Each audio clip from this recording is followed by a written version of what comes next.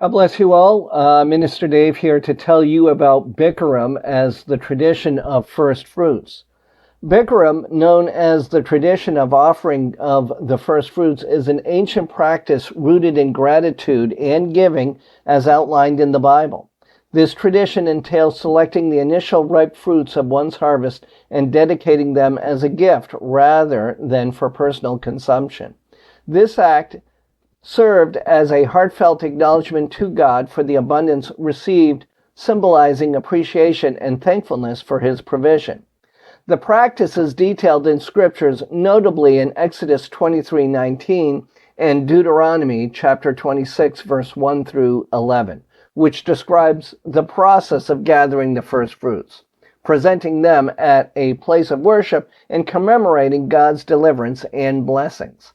This tradition was not solely about the act of giving, but also about strengthening the bond between individuals, their faith, and the land, fostering a sense of community and shared blessings. The Bikkurim, or first fruits offerings, encompasses much more than a mere expression of thanks for the harvest. It embodies a profound prophetic message, signaling hope and faith in future blessings and abundance. This act of presenting the first yield as an offering is not only about gratitude, but also a declaration of trust in God's ongoing provision. It marks a symbolic acknowledgement of divine sovereignty and the fulfillment of promises made to the Israelites. This ritual weaves together a tapestry of symbolic actions that carry deep prophetic meanings, merging the act of giving thanks with remembrance of God's past rescues and sustained support. The Bikkurim transcends a simple Thanksgiving ritual for the harvest, serving as a profound gesture that acknowledges God's supreme power and the realization of his promises to his people. It is prophetic in nature, reinforcing the endurance bond between God and his followers and the continual manifestation of his commitments.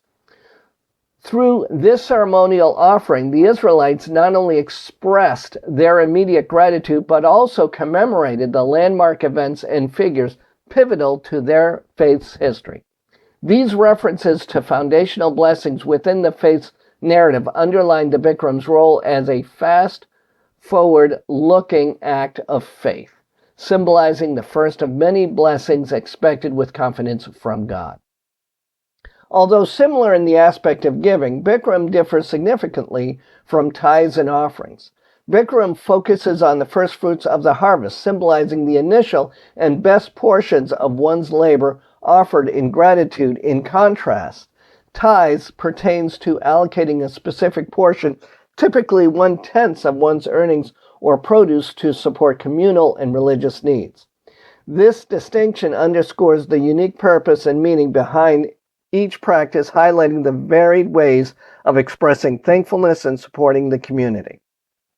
The Talmud elaborates on the practice of the Bikkurim, recommending a donation range between 1/40th to 1/60th of the harvest, reflecting a balance between generosity and personal sustenance. This guidance illustrates the thoughtful approach to giving, ensuring the offerings are significant yet considerate of individual capabilities. The Talmud's discussion in Bikkurim further deepens our understanding of its spiritual and communal implications, emphasizing the values of gratitude and contribution to the broader societal fabric. Yes, you're correct. The Mishnah and Tractate Terma 4.3 discusses the various acceptable proportions for the Terma offering, which is a separate type of offering from the Bikkurim first fruits, but is similarly related to agricultural produce. According to Jewish law, the Teramuth offering, which was given to the priest, could vary in size. The minimum amount that could be offered was indeed considered to be a 60th part of the harvest. This was seen as an act of generosity, with the understanding that one could give more if they were able to or felt moved to do so. The practice emphasized the importance of supporting the religious leaders of the community and acknowledging God's providence. In contemporary Christian context, the essence of Bikkurim has been adapted to align with modern practices and beliefs. Instead of agricultural offerings, believers might dedicate symbolic firsts, such as earnings, or time to express gratitude and reliance on divine provision. This adaptation retains the core principles of Bikkurim: gratitude, recognitions of blessings, and the act of giving, with an emphasis on the intention and faith underlying the offering. Through such practices, the timeless values of Bikkurim continue to resonate, fostering a culture of thankfulness and generosity within the community.